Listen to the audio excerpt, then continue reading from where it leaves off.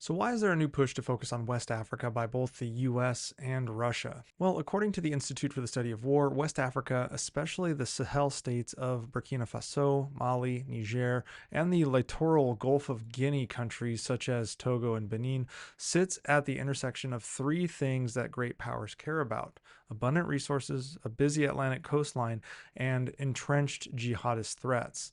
Now, obviously, China is involved in this as well, but on a lesser scale. They're focused more on Middle Eastern posture right now. Now, the Gulf of Guinea alone holds 60% of Africa's oil output, sizable gas, mineral, and fishery wealth, as well as accounts for about a quarter of African maritime traffic. Insecurity and instability there now generate the world's highest rate of piracy. So, why does Moscow want in there? Well, the Kremlin sees West Africa as a low cost way to project power beyond Europe. A July 2022 military cooperation treaty with Togo gives Russia scope for joint exercises, arms transfers, and more critically, access to Lamé's deep water ports.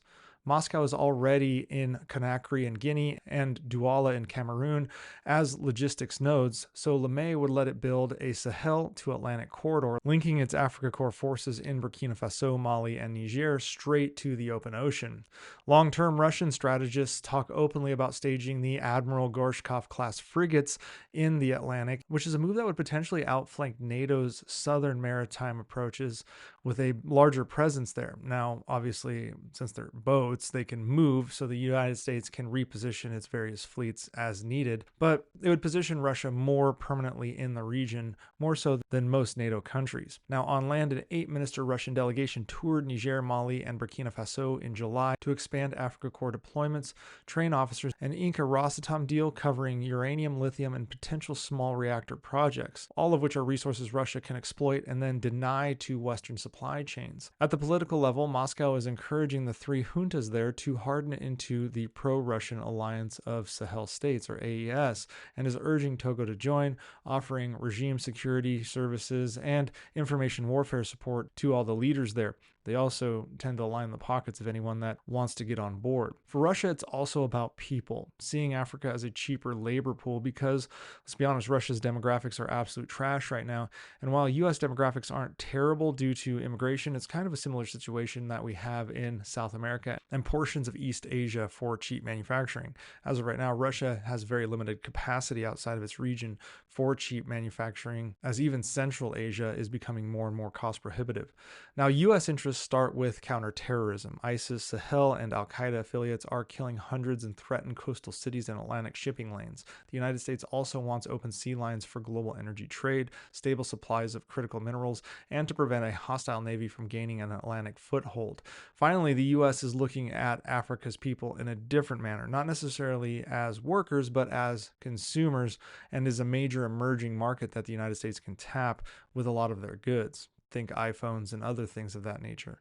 Now, U.S. engagement in West Africa is deliberately low key, though. Coup triggered aid bans on countries like Mali, Niger, and Sudan, as well as Lehigh Law screens limit military aid, while Global Fragility Act programs fund decade long government and security projects instead of big troop footprints. In addition, Washington is actually more focused on the Indo Pacific and Europe, so the United States relies on coastal patrols, intelligence sharing, and private investment to secure sea lanes, minerals, and counter terror ties. Russia, who is unburdened by rights vetting or a competing Congress with their Duma doing whatever Putin says, it basically can directly court some of these more nefarious juntas with its mercenaries and conduct arms for resource deals while bribing officials to gain Atlantic ports and influence. That doesn't mean the United States is doing nothing. Deputy Assistant Secretary of State Will Stevens has shuttled through all three AES capitals since April, offering intelligence sharing and anti-terror finance cooperation, which is basically cloaked defensive aid. Togo and Benin markets themselves also see themselves as America's first choice defense partners and would prefer to work with the United States and other Western allies over Russia given Russia's coercive tactics. Now, Washington uses the Global Fragility Act to pump money into border security and community programs in northern Togo and runs a joint Gulf of Guinea maritime patrol with countries in the region, as well as U.S. diplomats toured Lamé Port in July to scout private sector investments that could counterbalance Russia's influence in that city. Unfortunately, Unfortunately, new U.S. visa curbs on Nigerian and Tongolese citizens risks diplomatic blowback that Moscow can exploit using information warfare and various information propaganda campaigns. It's something that they've already been doing in Central African republics, and it threatens to replicate this level of interference in the Sahel. And the reason is West Africa offers Russia forward Atlantic ports, minerals, and pliable juntas that would follow along in Putin's footsteps. It offers the United States vital sea lane security, counter-terror leverage, and a chance to keep a strategic crescent from the Maghreb to the Gulf of Guinea from sliding under Kremlin influence for them to exploit. Both powers are now racing to secure these goals, as Russia is armed with advisors and mining contracts, and the United States with diplomacy, limited security cooperation, and development funds to lock in their partners before the other side does. We'll have to see how this plays out. Nonetheless, both sides will likely gain some sort of a foothold in a counterbalancing effort. It just depends on how influential the United States wants to get in the region versus their other priorities in Europe, the Pacific, and South America.